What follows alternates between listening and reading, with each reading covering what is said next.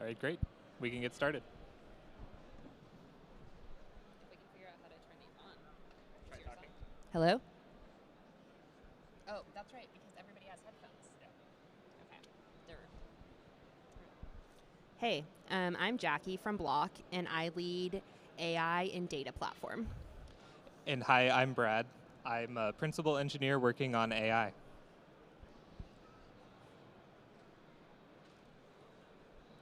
Today we're going to talk to you about a new project that we have called Goose, which is an open source AI agent that we recently released. Goose is unique because it works directly on your device, which makes it really good for developer use cases. So it can really easily do things that you might be able to do in the terminal, like edit your files, run commands, anything like that.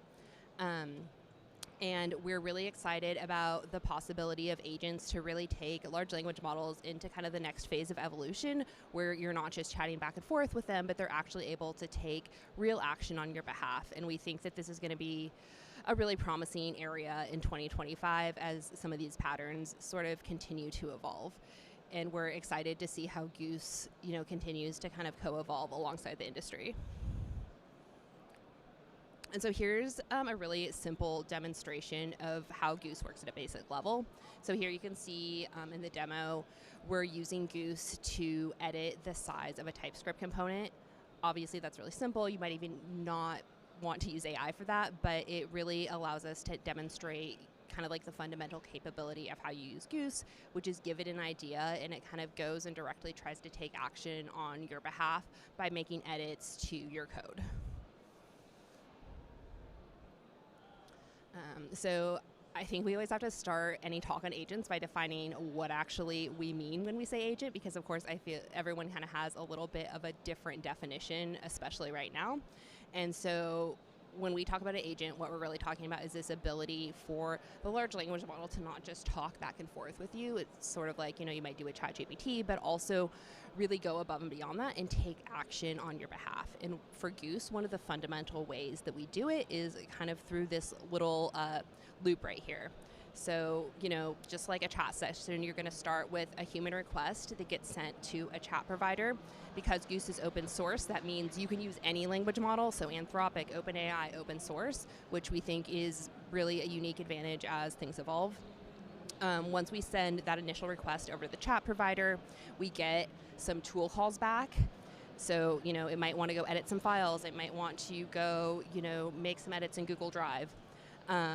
After the model figures out what tools we want to call, it tries to go ahead and execute those, and then there's a bunch of output that happens as a result of those tool calls that gets shown to the human. Sometimes it's, the tool succeeded. Sometimes it's an error. One of the really cool things that we've seen Goose be really good at is the ability to kind of keep looping through this cycle as errors come up, which makes it really good at things like developer environments. I know I always mess mine up, and it's great because I don't have to ask Brad how to fix it anymore. And then after it's gone through that entire loop, we also have a step that we find is really important where we try to revise the context. Even though context windows, and we do things like, try to distill parts that we don't need to expand out, try to make sure that we're not repeating files multiple times. Even though today's context windows are huge, like I think you can fit the whole Lord of the Rings in there, it turns out you can actually use that context window up really quickly when you're coding, especially if you're coding in a language like Java where the files are really verbose. And so we found that context revision step is really key for making sure that you don't fill up the context window too fast, and that the model's able to make really effective choices about the context that it has. Okay, so before we get into any more details about how Goose works, we're going to talk about what it can actually do. So all of this stuff that I'm going to show is what's working right now. And I mentioned that just because it's kind of constantly improving, both because we try to make Goose better directly, but also because the LLMs are just getting better very quickly. And so every time we get a major model release, this just can go further and do more things. And so actually a great example with this week being really exciting, on Monday we got Claude Sonnet 3.7, which was a giant leap forward in how large a problem it can solve. So that's actually not reflected in these demos. It can do more work today than it did when we recorded these. Similarly, 4.5 came out today, so that's exciting. We haven't tried it yet. But just to say that I think this is where it's at now, but we're really optimistic about how much it'll be able to do by the end of this year. So the first one, the one we've really gotten the most value out of, is having Goose actually work as a developer. And so this PR that we're scrolling through right now is over 1,000 lines of code generated, and that was written entirely by AI. And I'll tell you a little bit more about how that works so you can kind of understand that it's not just writing code that I copy and pasted into files. So what this session actually looked like when I did the work here was I started with a conversation with the AI before I really even knew how I wanted to solve the problem. I just knew where I wanted to get to. And we had a back and forth chat where I explained what I was trying to do. It would take a look at the code and kind of summarize what we needed to change, and then give me a proposal for what would be a better version in the future. And that's great because you need to do that work anyways. Like, you need to figure out what you need to do when you're doing this kind of code at a scale. And the model is sort of like a rubber duck in that mode. Like, it helps you refine your own ideas. And then once you've gotten to a place that you like, all of the context that it needs to actually make the changes is now in the history. And so I can just say, okay, go make that happen. And at that point, I can get up and go get a coffee. And while I'm gone, it's going to start editing files, running shell commands, doing things like checking if the code compiles and if my tests are passing, and then it can even make the PR for me.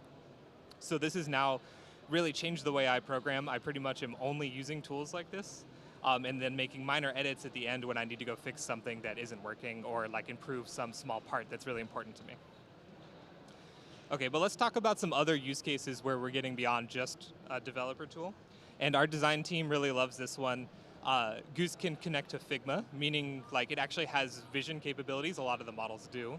And so it can take a look at, like, on the left-hand side, we have a design in Figma. This is one of their examples. Goose can look at the literal screenshot of that or actually connect to Figma and look at the components.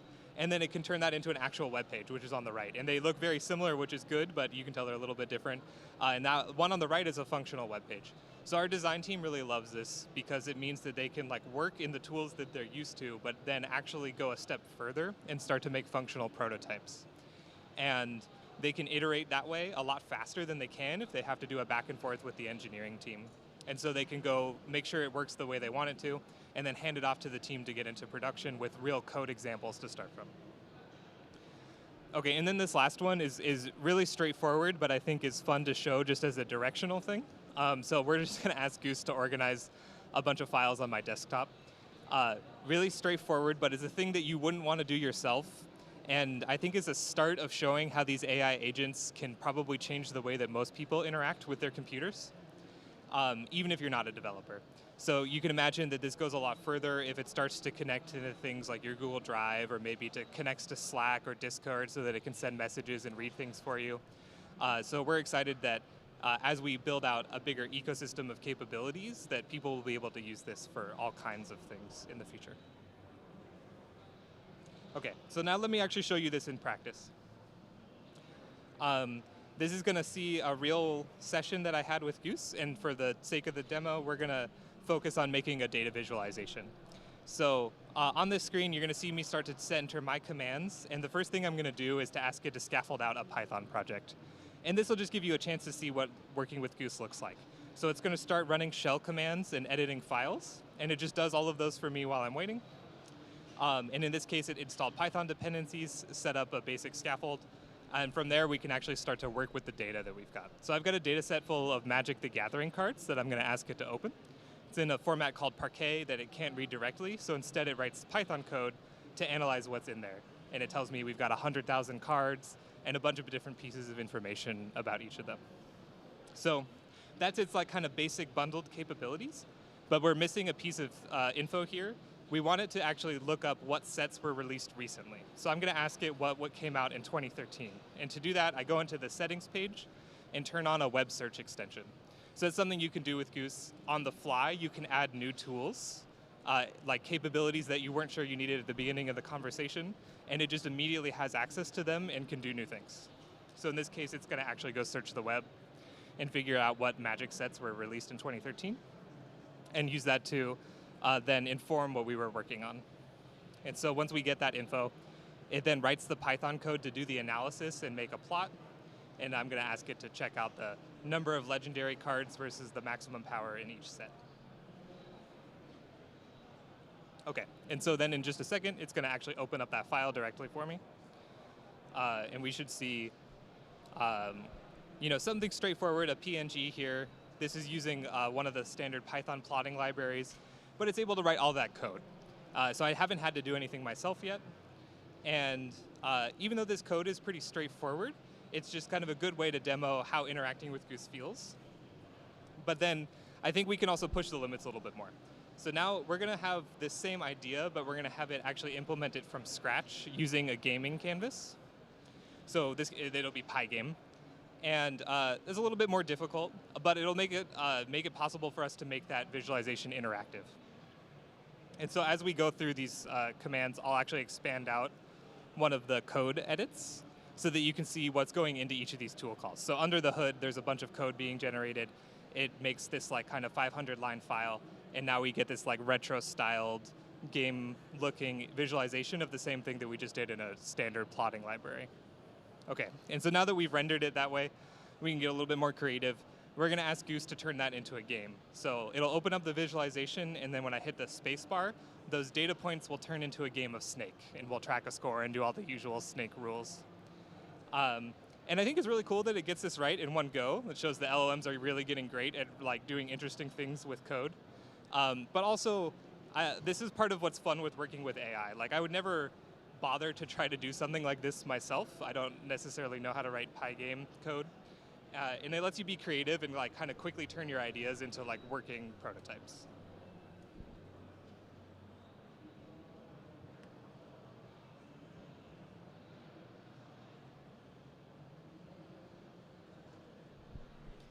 So I think one of the most unique things about Goose is that it's open source, so we wanted to take a minute to talk about why did we make that decision.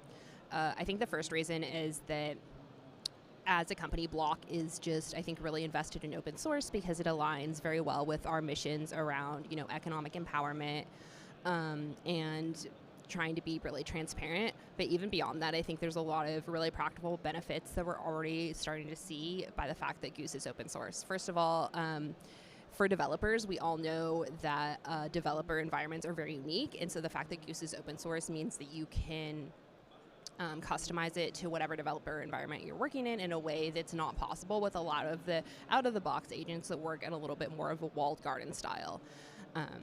We're also seeing a huge ability for developers to unblock themselves, right? Because it's open source, you can just submit a PR if you need, something changed. And we think that that's going to allow Goose to cover a much wider surface area than we'd be able to if we were just having the internal team focus on Goose alone. And so we're already starting to see a lot of benefits, for example, from like non-developers outside of the company, from hobbyists that are really excited about enabling new use cases on top of this technology that we might not have prioritized internally, but certainly benefit from as these new capabilities come out. And so not only is Goose the agent itself open source, but it also uses an open source protocol to interact with external data systems. Last fall, we partnered with Anthropic to release an open source protocol for models to talk to external data systems called the Model Context Protocol, or MCP for short. And we've seen a lot of success with this pattern and are really excited about how it's going to be able to potentially grow, especially for non-developers. So you can see here, this is an illustration of how Goose might connect using MCP to multiple different extensions. In this case, we have like a developer system, meaning like editing files, through something like Bash, a drive system, meaning connecting to some sort of Google Drive thing where you can read and edit files, as well as, a local database that you might be using to debug something or whatever. And I think one of the really unique things that is enabled by something like the Model Context Protocol with Goose is that you can connect across all of those systems at once versus, having to go into Google Drive to use their Gemini thing and then, use something different as a developer. I think there's a real power in being able to connect across all those different systems and do automate tasks end to end that you might not be able to automate otherwise. And so obviously it's cool that the protocol is open, but I think one of the biggest benefits that we're seeing beyond just, that philosophical everything should be open source piece is the development of this ecosystem around MCP that's really starting to take off, even though it's only been a few months since the protocol has been released. And I think that's really what's going to end up driving, is MCP kind of like the final thing that ends up driving the agent protocol is, does this ecosystem end up taking off, and what are the sort of like best practices and standards that emerge? As I mentioned, we've seen a huge explosion of MCP extensions in the last few months since MCP has been released. I think there's thousands out there already, in which it's really great to see that engagement from the community, but also means that we have to start thinking about things like curation. When we get a lot of questions internally, hey, there's like 15 different Google Drive extensions, which one should I use? And so as an answer to that question, we've put together a little browser on our Goose website that specifically calls out like, hey, here are the 10 integrations that we've tested really thoroughly and we know works really well with Goose.